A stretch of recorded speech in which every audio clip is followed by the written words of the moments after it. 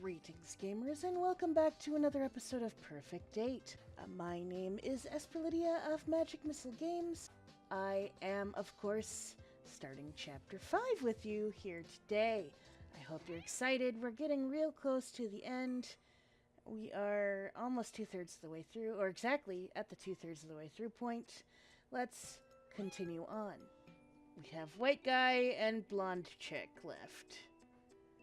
Let's see. Well, what's your name?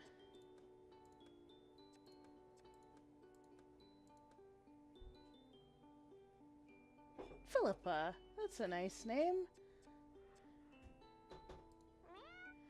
I guess you get to live with Kibbles.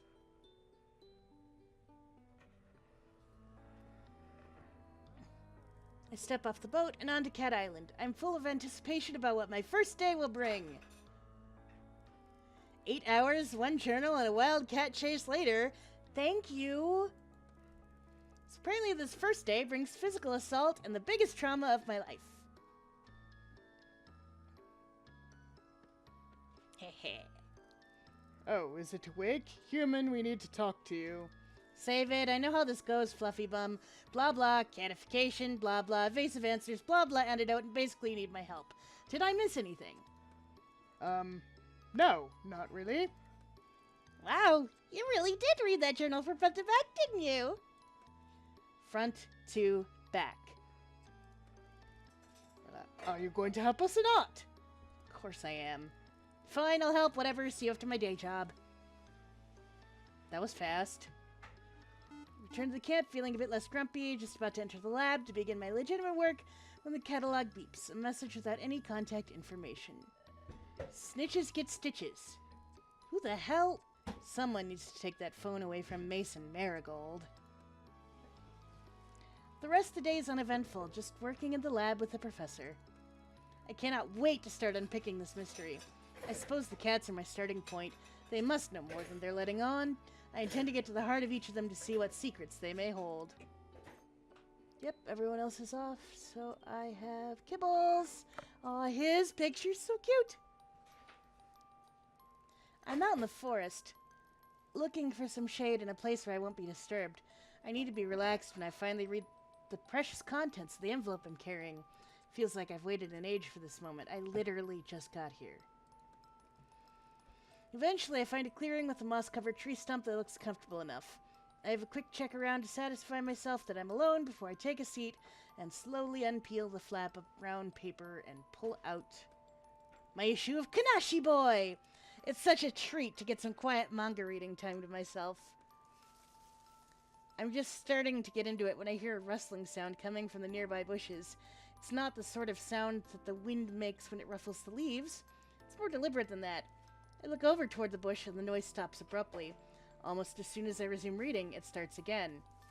I try to ignore it and continue with my comic, but it's very intrusive. I feel I'm being watched. Because you are, Philippa. Who's there? The rustling gets louder. Hello? I inch my way toward the source of the sound, nervously holding my breath. I reach out my arm to pull aside the branches when something bursts out of the bush and knocks me sideways. That picture really kind of disturbs me for some reason. She looks like the other mother from Coraline with the buttons. Or I guess one of the other mother's toys. Anyway, Kibbles! What on earth are you doing? Were you spying on me? He picks himself up from the ground, desperately trying to style it out. Oh, you're here? I hadn't noticed. I was just looking for something. In a bush? Yeah, I left my pebble. I left my pebble in this bush. Found it now. Good. I'd hate to think what would happen if you lost that. Yeah. Anyway, what are you doing? Reading? I hold up the comic book, emphasizing the obvious. Ahem. Graphic novel. Thank you. Yeah, thought so. You're very observant, Kibbles. Is that Kanashi Boy? What? I'm taken aback. Yes, actually, it is. Do you know it? And more to the point, how do you know it?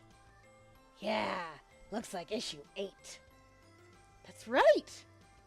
Now I'm impressed as well as amazed. Kibbles, how on earth do you know?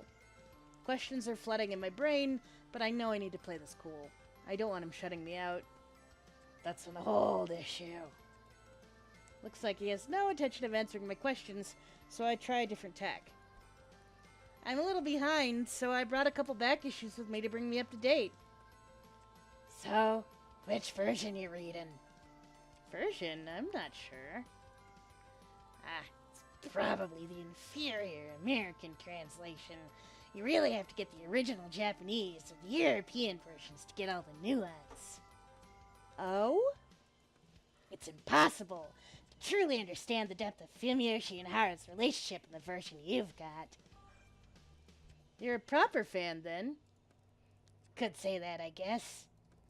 I'd love to pick your brains sometime. What do you want to know? Does the original version explain how they're able to enter the third chamber together when Chisato gets turned into a hog? Oh yeah, that's because she tried to pass through the gate without Isao's approval. Oh, right, that would make sense. That bit was cut for some reason. The American version they're selling these days is plebeian trash. Well, I like it.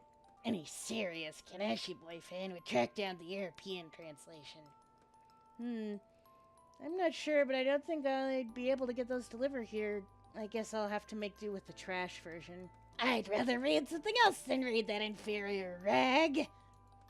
Fair enough, but I'm enjoying this. I start to go back to reading my trash, but Kibble suddenly springs forward, grabs the comic from out of my hands, graphic novel, I thought you were an otaku, and runs off into the undergrowth. Hey, Kibbles, bring that back! But he's gone. I wait for a while, not quite believing what he just did. After a few minutes, I lose hope that he'll return and start packing away my things to head back to camp. Just as I start walking away, Kibbles comes crashing back through the bush. Oh, there you are. What was all that about?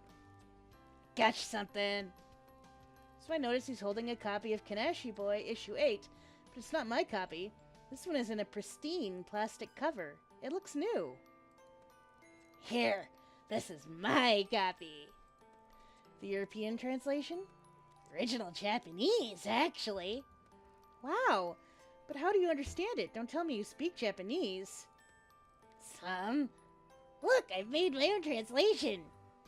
There are pieces of paper tucked in between the pages with the scrawled writing on them. How did you manage that? One of the ones before you. She helped me translate it. One of the ones before me? What does that mean? A previous assistant? Want to read this or not? I'm far more interested in what he just said. You said helps. Yeah, where do you think they go? But I sense he's pretending to be preoccupied. He's clearly said more than he intended to, and now he's distancing himself from it. I would suggest they're still here. Okay, yeah, I guess you've only been here for a day, so you probably haven't made this leap of intelligence yet, but yes. Why wouldn't they be? You can't be you aren't the first person they've attacked. Where does the circle end? Huh? I'm annoyed that he's obviously trying to change the subject.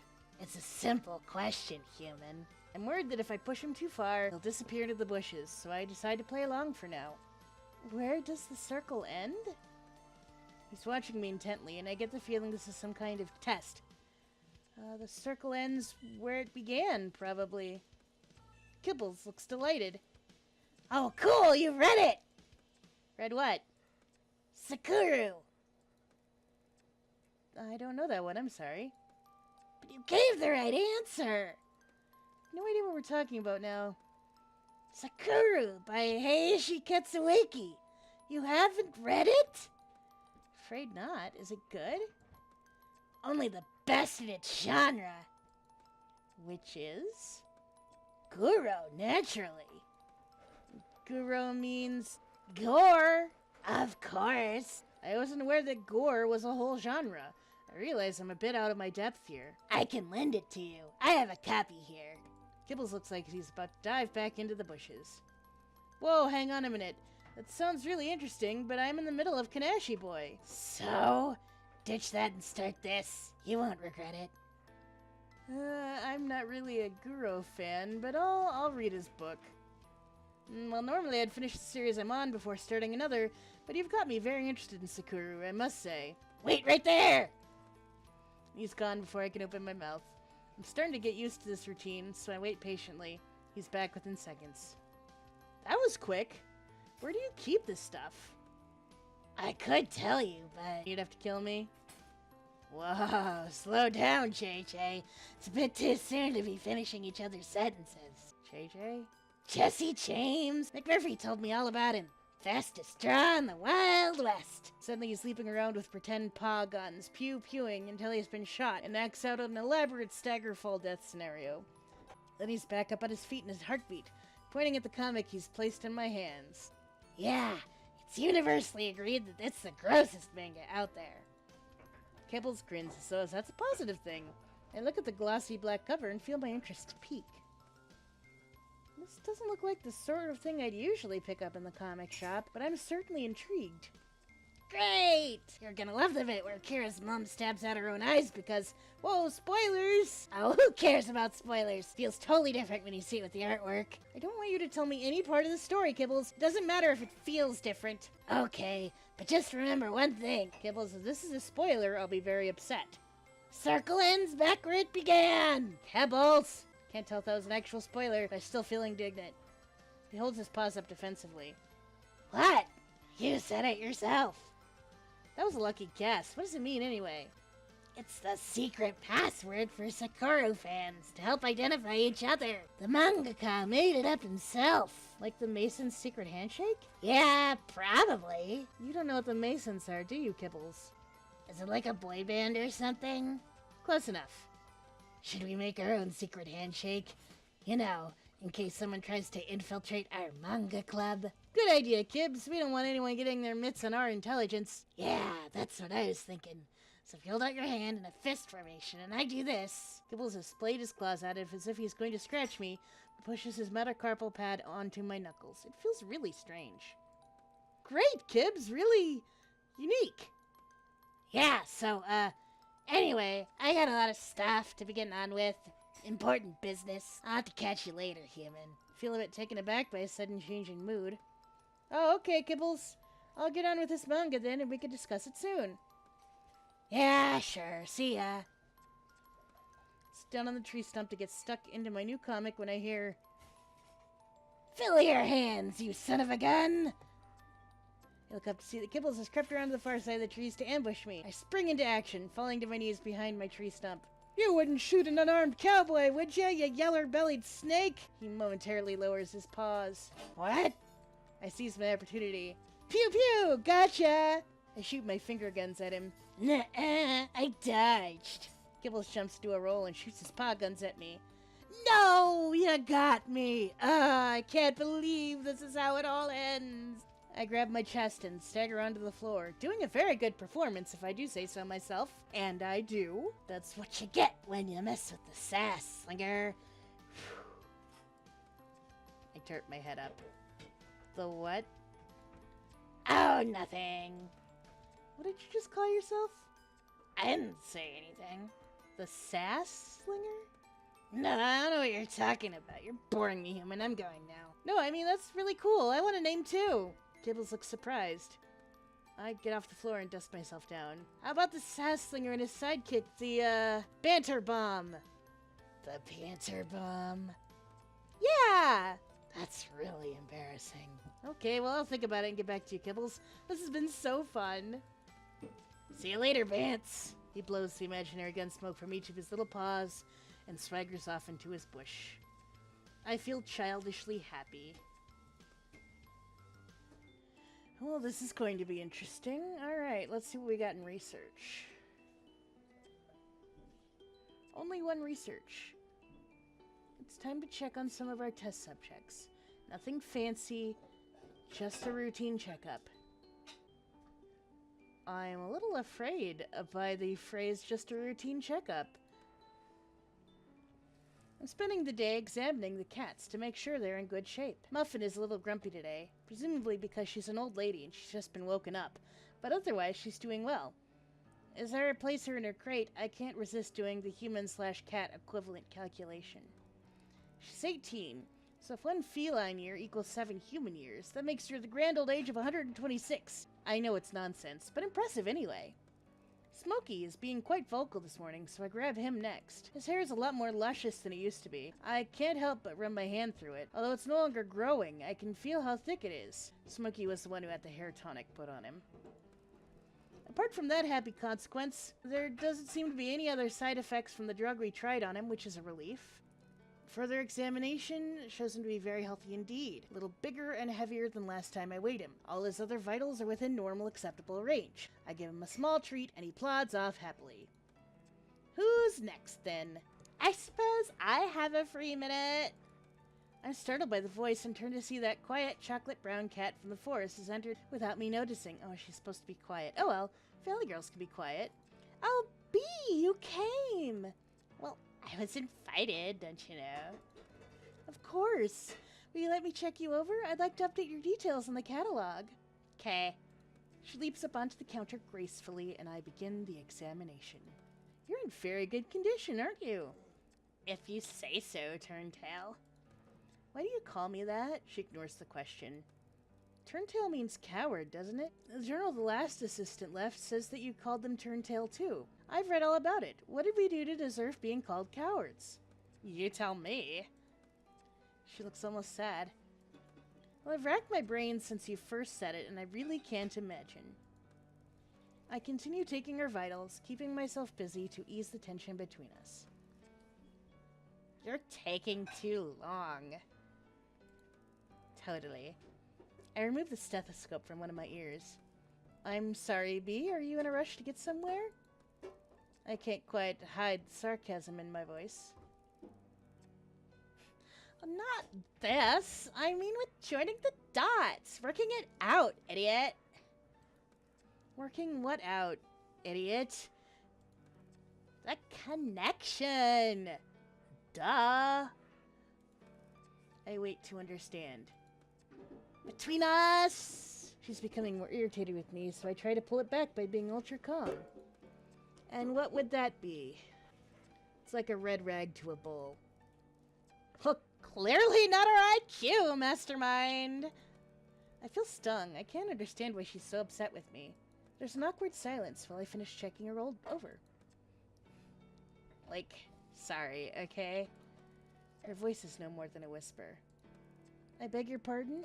It's not your fault. I just get so frustrated. Whenever there's a glimmer of hope, it's snuffed out before any progress is made. Although I don't understand, I don't want to interrupt her. She looks so earnest. I've been patient for so long, I'm beginning to forget. Forget what? Time is so... It's so... Like, we mustn't waste it! She looks so small and lost. Look, Bee, I'm really sorry if I did or said something to get us off on the wrong foot. I think it would be a real shame for us not to get along. We could be good allies. Important! Huh? Like the word I lost. Time is important. Yes, it is. See, we can agree. Maybe you and I could sit down together and talk about that a little more. Maybe we could. Bee leaps off the examination table and saunters toward the door. I'll let you know, Turntail. She's gone before I can reply. I am a little frustrated that my people seem to never understand what the other people are telling them. Like, it was clear to me that Bee was saying that she used to be me, that she was a scientist, and that's why she's mad, because I'm a human? That part I haven't figured out, but still. We have one Recon 5. Kibble's one. The professor's laptop probably has all kinds of interesting files on it. Luckily for me, there's a certain white-haired nerd who says he can hack it for me. The professor keeps all the data on a closed network. I have clearance to access a few files, but most of the info is encrypted and inaccessible to anyone but the professor himself. Good thing, then, that he left his laptop unattended before going on a trip to the mainland. Wow, he's never in his office. He's gone to collect some specific components for some of the experiments we're running soon, or so he says, so I am holding down the fort. When I open it, I see his laptop is running the same technology as the catalog. It's the only working computer that I've seen on the island. It's password protected, as I expected, but that's not a problem because I have a trick up my sleeve! Kibbles, come over here, work your magic! Kibbles has been playing with what looks like a rubber band under the professor's desk. He leaps up and stares at the screen with huge black pupils. Props for your Jurassic Park reference, game. It's a Unix system. I know this. Okay, so you'll have to use an OS exploit and a pen drive to boot straight to desktop. Okay, slow down. I'm not good with this stuff. After some fiddling and impatient instructions from Kibbles, we reach the desktop. The professor's desktop background is a picture of him surrounded by cats. It should look cute, but it looks strangely unnatural. We search for the files. Kib says we can get past the authentication process, we still need to figure out how to decrypt them. He sets a process going to try to work out the encryption key. While that's working in the background, I take a look around the rest of the computer to see what else I can find. I find a folder with pictures of all of the cats in it. They look like they were taken from a distance with a powerful zoom lens. Caught me mid-sneeze. Not very professional. Why do you think he has these photos? Well, I don't think he took them. He's only interested in cats as research subjects. Really? Then how do you explain this desktop background? Dunno. The computer makes a noise.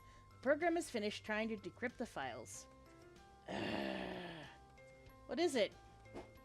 Couldn't get past the encryption. We can only get access to one file, and it's an old one. I look at what he's referring to. Oh, but it's a good one! Yeah? What's it say? I read the document out loud. Observations on Project Felix. Day 74. Subject's ears are becoming pointed. Hearing range has expanded to 60 kilohertz. Subject appears to be developing a reflective layer behind the retina. Eyesight in darkness is improved by 50% since last measured. Subject's field of view has expanded to approximately 200 degrees. Body hair is becoming more dense. Longer hairs around the mouth and eyebrows have begun to grow faster and appear to carry sensory information. Attempts to reverse the changes have so far proved fruitless. Tomorrow we will carry out further invasive procedures. Day 75. Administered a combination of aminoglycosides, glucose, and the chemical extracted from the feral cat's adrenal glands. Initial results are promising. Subject appears to be in acute pain at all times. Day 76. Subject has perished overnight due to sudden heart failure, potentially as a result of increased stress. Postmortem to be carried out at 1700 hours. Wow, that's dark. Yes, it is. Probably a good thing you never told the professor you're catified. I nod and download the file to the pen drive as Kibbles instructed. I close the laptop. That's enough for one day, I think. We'll do a quick rest real quick.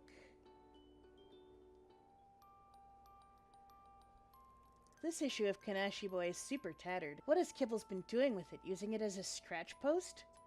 I grab the mini hot iron and some sticky tape and get to work neatening it. I iron each page flat, unfolding the bent over corners, lining up the tears and patching them. I work slowly and meticulously. It's surprisingly therapeutic. After about an hour, I sit back and admire my work. I'm quite proud of the end result. Not quite good as new, but definitely carefully pre-loved. I've reread the issue delicately, appreciating every flaw. I think I shall rename this one Kintsugi Boy. That's adorable.